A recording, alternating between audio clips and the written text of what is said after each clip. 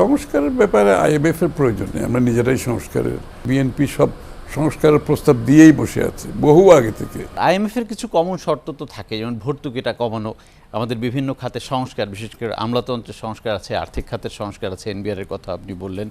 এই বিষয়গুলো আপনি মেনে নিয়ে এগোতে পারবেন কিনা? ভর্তুকি এবং প্রণোদনার বিষয়টা তো সাধারণ মানুষের সাথে খুবই সম্পর্কিত। না না, সংস্কারের ব্যাপারে আইএমএফ এর প্রয়োজন নেই, আমরা নিজেরাই সংস্কারের, আমরা সংস্কারপন্থী একটি দল।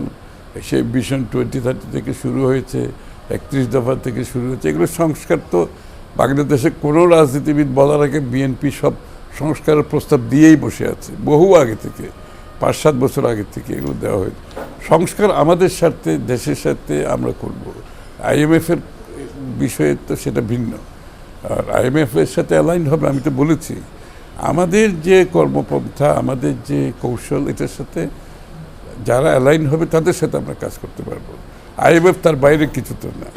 ইতিমধ্যে আইএমএফ অলরেডি আমাদেরকে বলেছে যে অলরেডি যে অনেকগুলো সংস্কার হয়েছে, দে আর অলরেডি স্যাটিসফাইড, এবং আমাদের আগামী দিনে যে পরিবর্তনগুলো আমরা আনতে যাচ্ছি, এই বাজেটের মাধ্যমে যে বিষয়গুলো আসছে, বহুলাংশে তারা স্যাটিসফাইড। আর ট্যাক্স জিডিপি তো আমি তো নিজেই বলেছি, এটা আইএমএফ বলার তো দরকার, আমাদের স্বার্থেই আমাদেরকে করতে